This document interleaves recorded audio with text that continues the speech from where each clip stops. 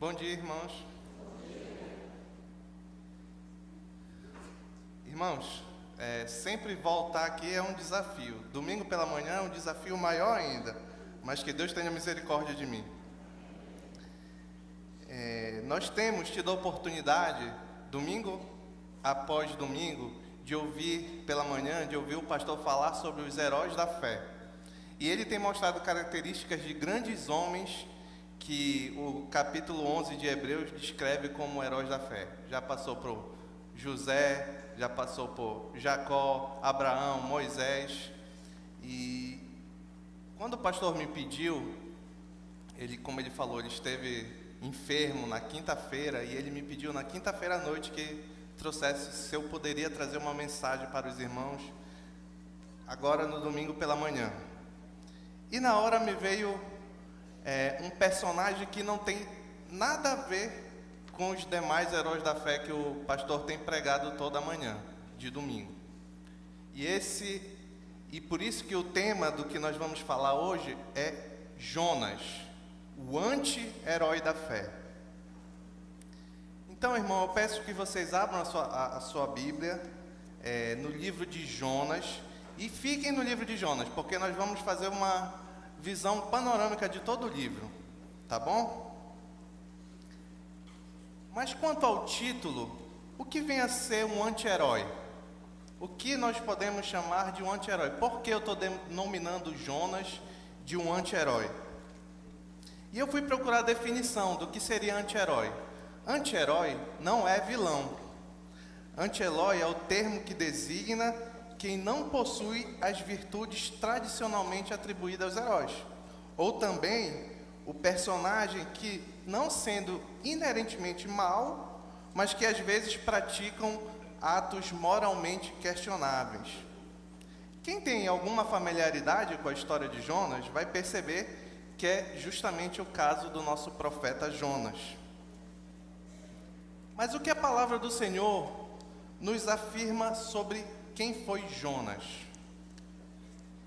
Jonas é um profeta que a Bíblia nos diz que é filho de Amitai, que morava na cidade de Gat-Efer, na tribo de Zebulon, ao norte de Israel.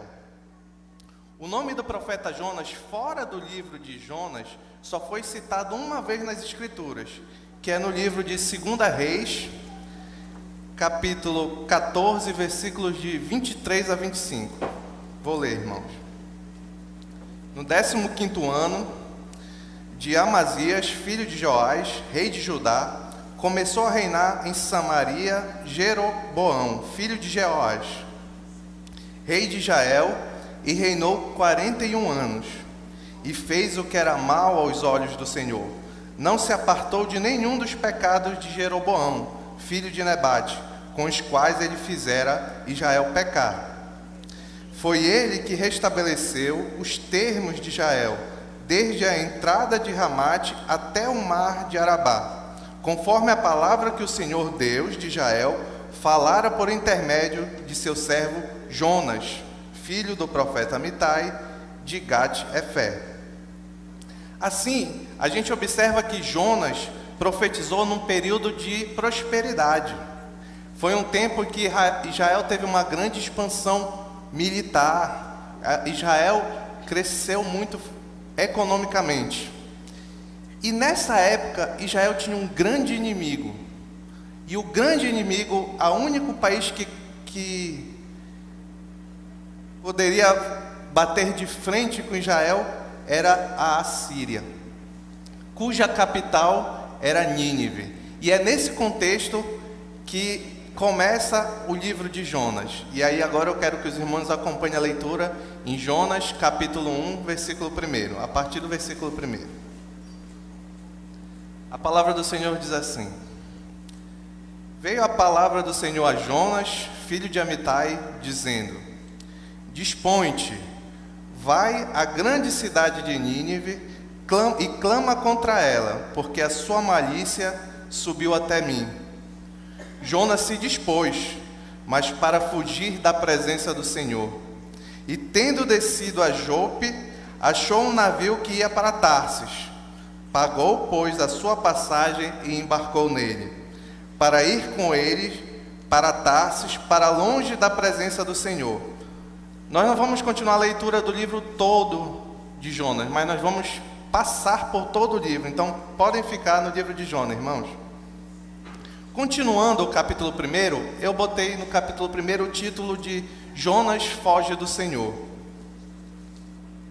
Depois do que nós acabamos de ler, que já mostra o início da fuga de Jonas, a palavra do Senhor vai nos dizer que, ao fugir para Tarsis, Jonas atraiu para o navio que ia levar uma grande tempestade. E a palavra do Senhor nos diz que a tempestade era muito severa e jogava o navio para todos os lados, e os marinheiros desesperados dentro do navio, e Jonas estava profundamente dormindo. Depois de algum tempo, no meio dessa confusão toda, os marinheiros decidem tirar sorte. A Bíblia não nos diz exatamente como foi que essa sorte foi tirada, mas ao tirar a sorte para saber por que aquela desgraça estava sendo atraída sobre o navio, a palavra do Senhor nos diz que a sorte recaiu sobre Jonas. E Jonas, ao ser questionado, ele disse que era hebreu, adorador do Senhor, criador do mar e da terra. É interessante observar que o texto bíblico, ele foi feito para se adequar àquela situação. Geralmente a gente vê a Bíblia dizendo Senhor, criador dos céus e da terra. Mas por que a palavra do Senhor nos diz do mar e da terra? Porque era o instrumento que Deus estava usando para levar todo aquele momento de dificuldade que aqueles marinheiros estavam passando. A gente observa nesse texto que parece que Jonas não tem medo da morte. Muito pelo contrário, ele está dormindo enquanto está tudo acontecendo. Mas quando a sorte recai sobre ele, que ele é questionado pelos marinheiros, Jonas diz que é hebreu, adorador do Senhor, criador do mar e da terra, e que estava fugindo do seu Senhor. E aí a gente já pode passar para o finalzinho do primeiro capítulo, que eu quero ler a partir do versículo 15, que conta a conclusão do que aconteceu no primeiro capítulo.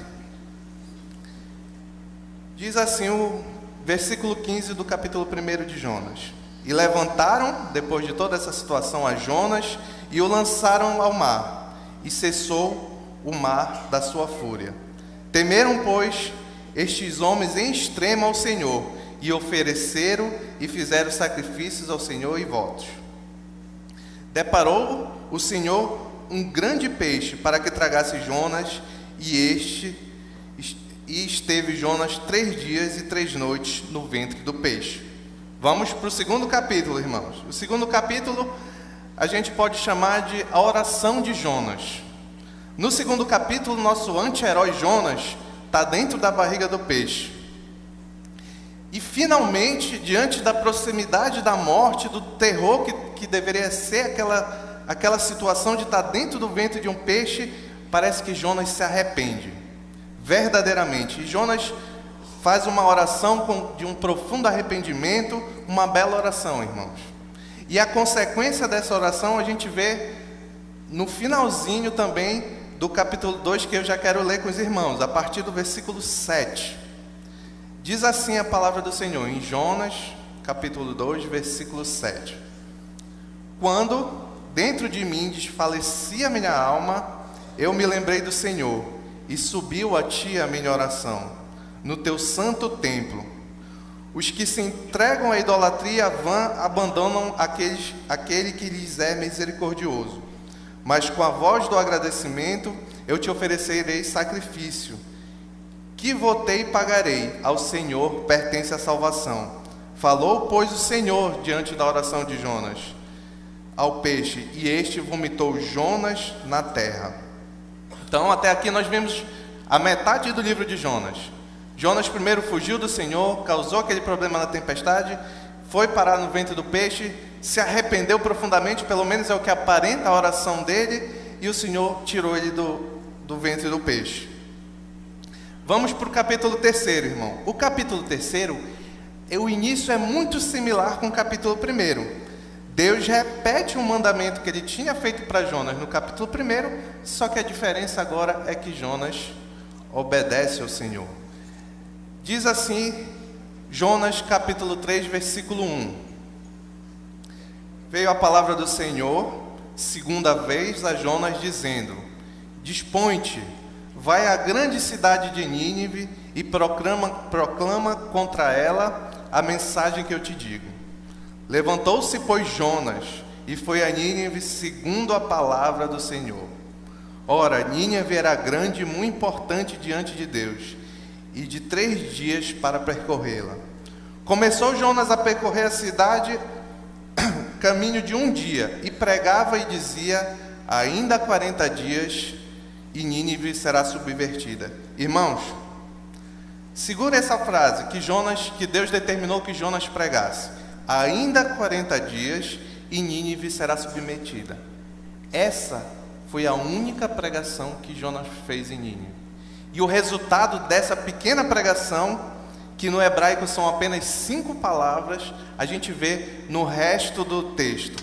Olha o que diz o resto do texto. Agora eu não vou ler, vou contar aqui, resumir a história.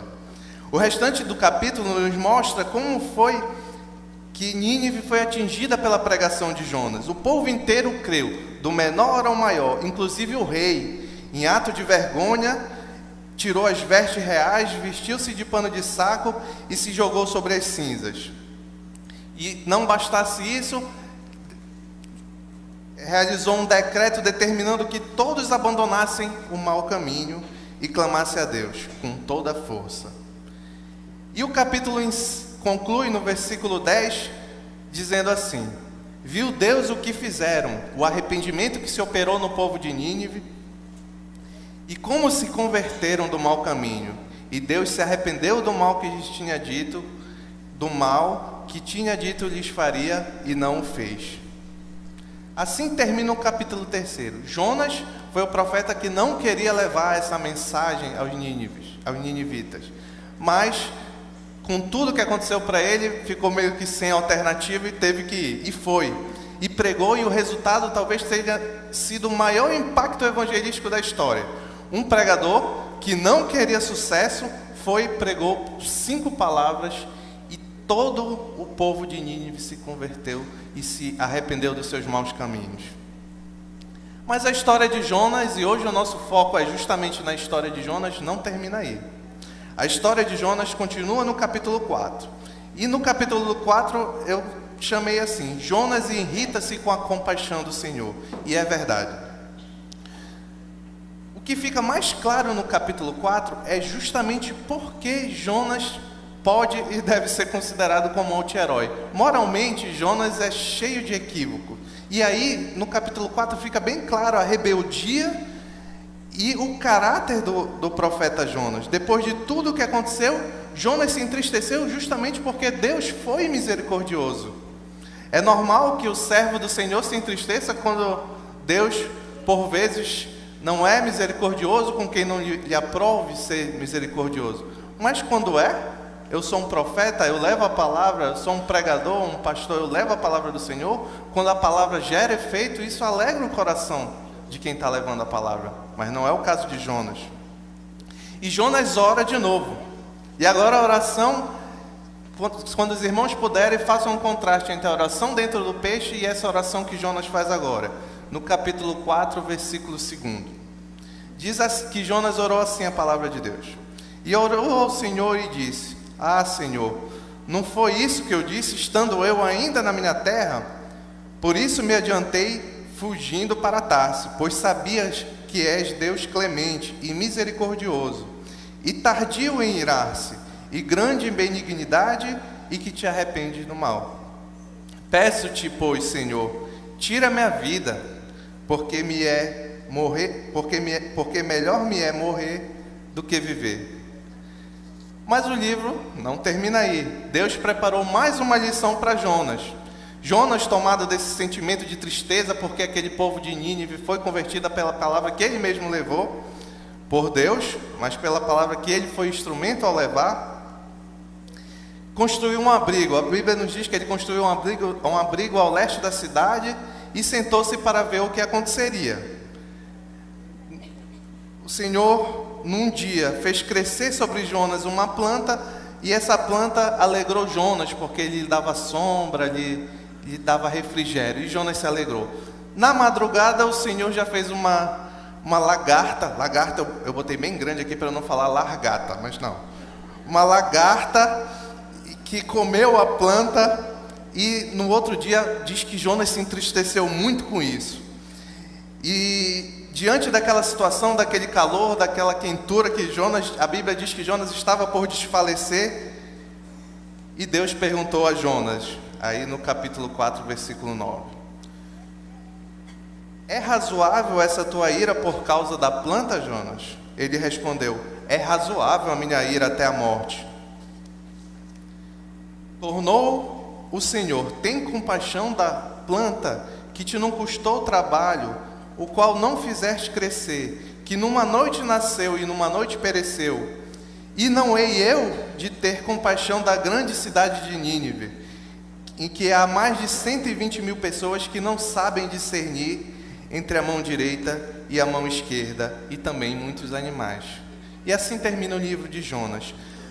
Mas a primeira pergunta que me vem quando eu leio o livro de Jonas é: por que Jonas escolheu fugir de Nínive? Na leitura inicial, se você ler superficialmente, você pode achar que Jonas tinha medo do desafio. É o medo de ir lá, de ir para um outro lugar pregar, mas não era esse sentimento do coração de Jonas. É interessante observar que Jonas, nessa ocasião em que Deus pediu para ele que ele fosse para Nínive pregar, ele estava vivendo uma situação inédita, algo que nunca tinha acontecido nas Escrituras, na história das Escrituras até então. É que Deus separou um profeta para pregar a gentios. É o primeiro profeta das Escrituras que Deus separa para ir pregar a outro povo. Até então, toda a atividade dos profetas de Israel era a pregação ao povo de Israel. E agora Jonas não.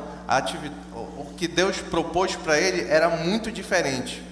E Jonas sabia que Deus poderia ser misericordioso, mas ele não queria. Ele não queria que Deus fosse misericordioso com o povo de Nínive. Agora, por quê? Ele não queria porque, como a gente falou logo lá no contexto, Nínive era o maior inimigo, a Síria, cuja capital era Nínive, era o maior inimigo do povo de Israel. E não era somente isso. Nínive era um povo que adorava uma deusa pagã chamada Estar. Não sei se lê assim, mas vamos lá. E era considerada a deusa da guerra e do sexo. Então Nínive era uma cidade que era marcada pela violência, pela imoralidade sexual. E os assírios, quando vencedores em batalhas e guerras, eram povos cruéis. Eram conhecidos por decepar as mãos dos perdedores, por vazar os olhos dos perdedores, por esfolar as pessoas vivas. Jonas talvez tivesse medo, não de ir lá pregar, mas medo de que um dia esse povo pudesse assolar o povo de Israel, como a gente sabe que um tempo depois aconteceu. Será que nós, no lugar de Jonas, teríamos uma atitude diferente, irmãos? Aquele povo que era tudo que ameaçava o povo de Israel, Jonas, um profeta do Senhor, provavelmente conhecedor da lei do Senhor, tinha a missão justamente de levar aquele povo à salvação. Será que nós teríamos um coração muito diferente do de Jonas? Eu gosto muito da história de Jonas, porque em Jonas ele parece muito mais como nós somos do que muitos dos heróis da fé, que são homens que são às vezes inatingíveis. Pensar em Daniel, não dá para chegar nem perto. Daniel é um negócio complicado. Não vi um erro de Daniel em todas as Escrituras. Mas Jonas é erro atrás de erro, assim como nós somos erros atrás de erros.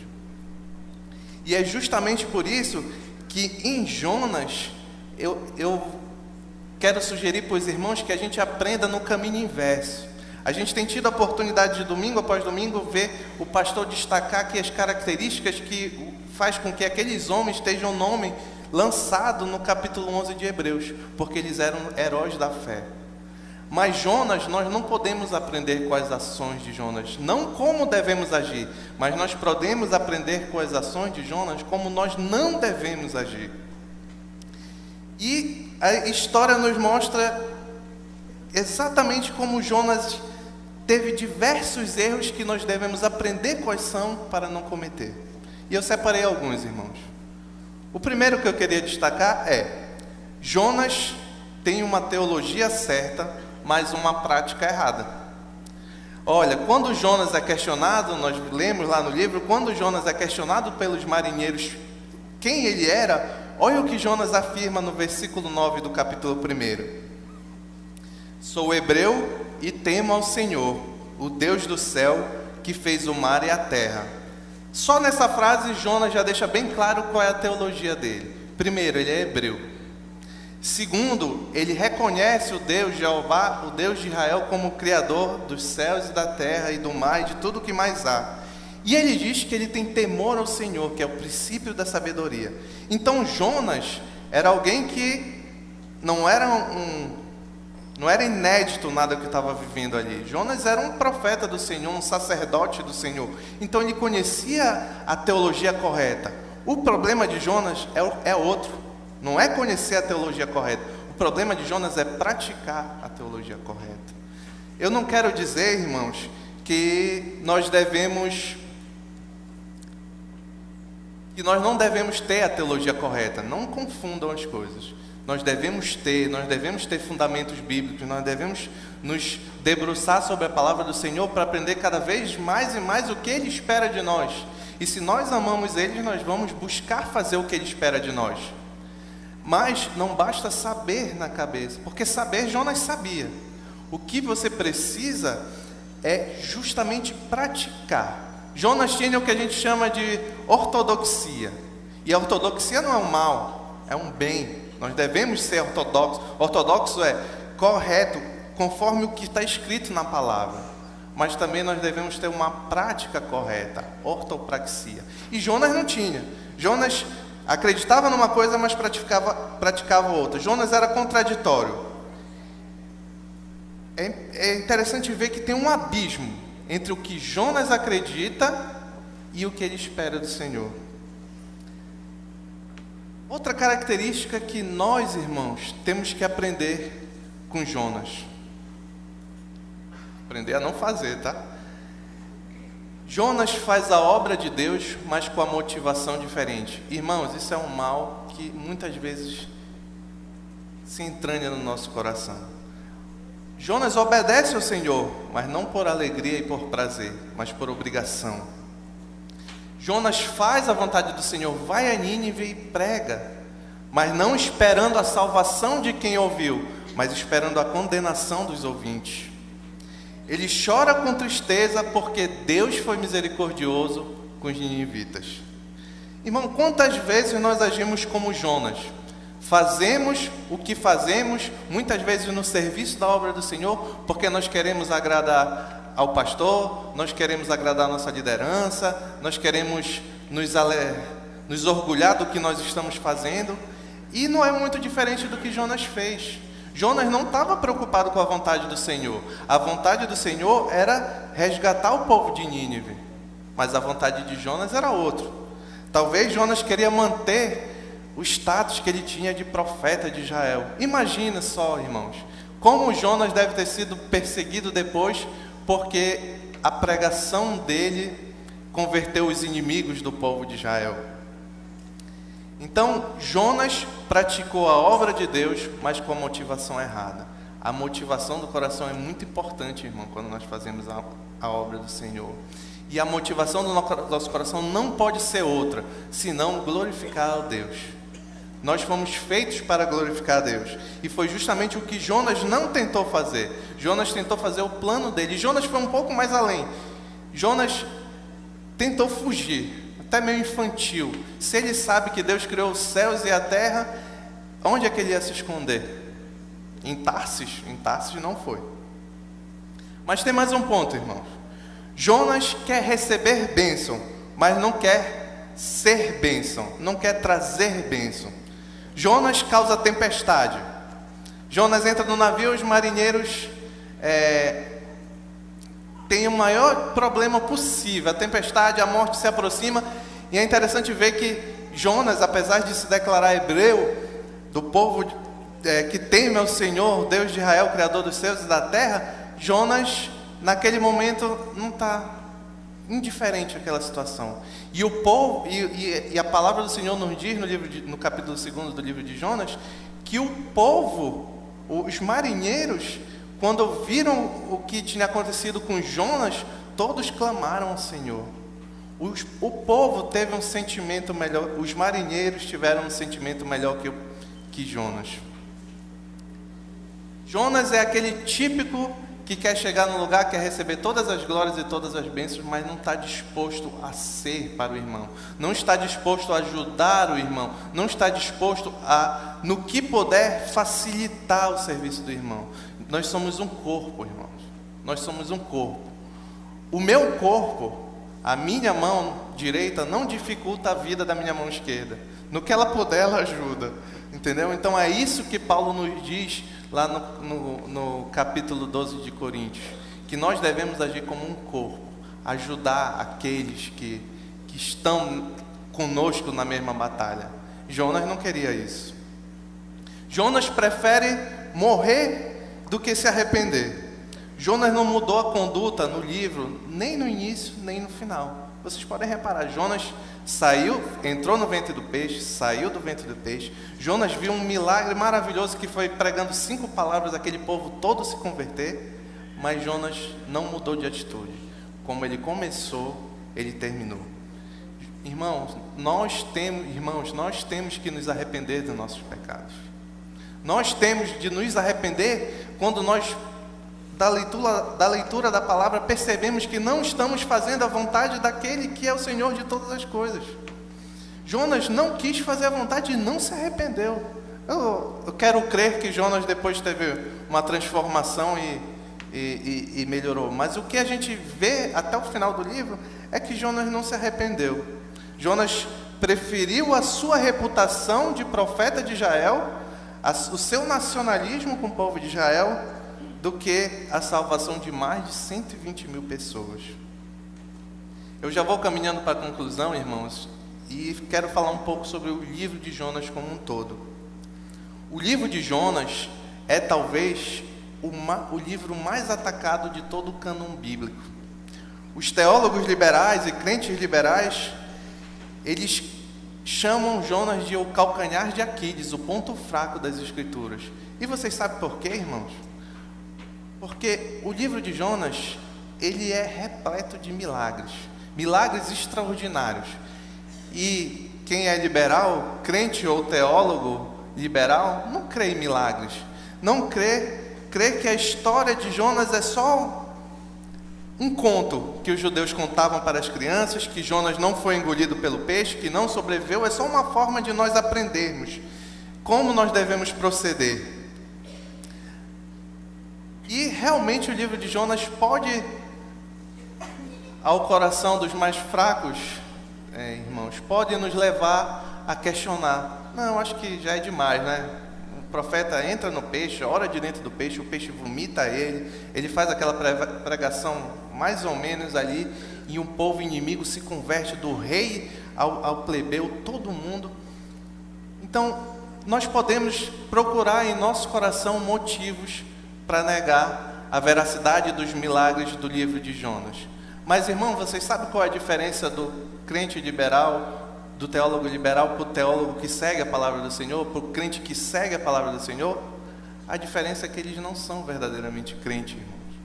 Nós somos crentes, cremos na Escritura. E, irmãos, ainda tem uma consequência muito mais grave se você algum dia duvidar de alguma vírgula que haja no livro de Jonas, de alguma coisa que aconteceu nessa história maravilhosa.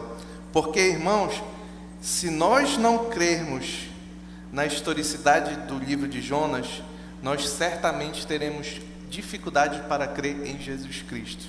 Sabe por quê? Eu queria que os irmãos abrissem a palavra do Senhor no capítulo 12 de Mateus, a partir do versículo 38. Olha o que Jesus Cristo testemunhou sobre o profeta Jonas. Mateus capítulo 12, versículo 38. Diz assim: então alguns escribas e fariseus replicaram: Mestre, a Jesus, queremos ver de tua parte algum sinal. Ele, porém, respondeu: uma geração má e adúltera pede um sinal, mas nenhum sinal lhe será dado, senão o do profeta Jonas. Porque assim como esteve Jonas 3 dias e 3 noites no ventre do grande peixe, assim o Filho do Homem estará 3 dias e 3 noites no coração da terra. Ninivitas se levantarão no juízo com esta geração e a condenarão, porque se arrependeram com a pregação de Jonas. E eis aqui quem é maior que Jonas. Irmãos, se vocês não acreditam que um homem entrou e ficou 3 dias vivo e orou dentro de um peixe e saiu de lá, vocês vão ter muita dificuldade de crer em Cristo. Porque se Cristo mentiu nesse testemunho que ele deu, quem garante que ele não mentiu em tudo mais que ele falou? Quando nós vamos decidir onde Cristo falou a verdade e onde Cristo não falou a verdade? Cristo disse que Jonas testemunhou como tudo que aconteceu com Jonas foi verdadeiro. E diante disso nós podemos aprender todas essas lições que nós conversamos. Mas eu quero concluir dizendo qual para mim parece ser a lição mais importante da história de Jonas e o que nós não podemos fazer de jeito nenhum, irmãos.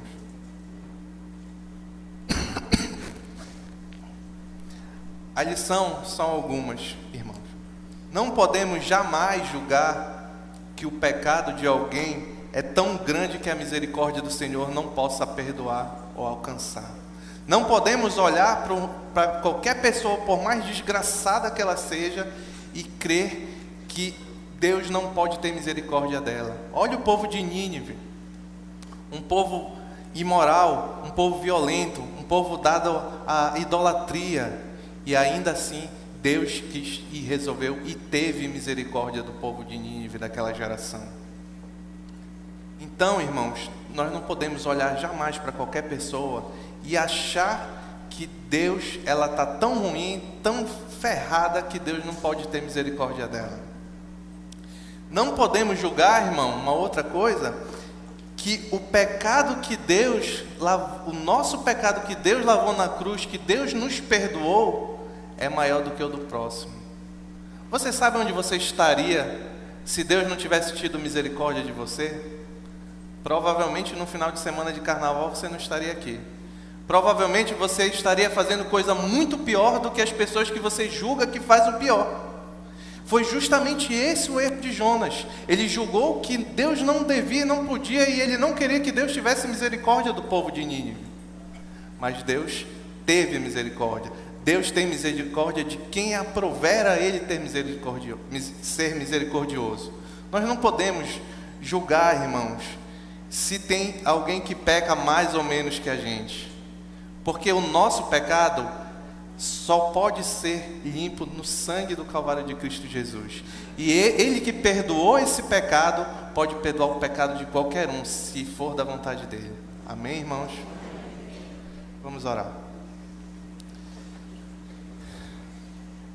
Senhor, que desafio, que alegria que é estar aqui na Tua casa, poder trazer uma palavra no dia do Senhor.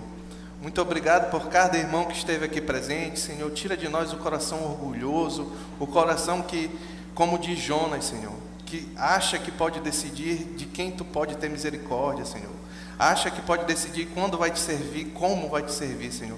Tu é o Senhor soberano, Rei de todas as coisas. Muito obrigado, Senhor, porque um dia Tu tiveste misericórdia de nós, assim como Tu tiveste do povo de Nínive naquela geração.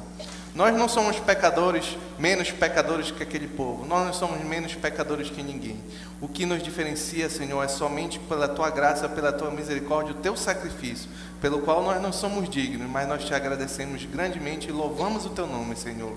Muito obrigado por tudo, Senhor, em nome do Teu Filho amado Jesus. Amém. Amém.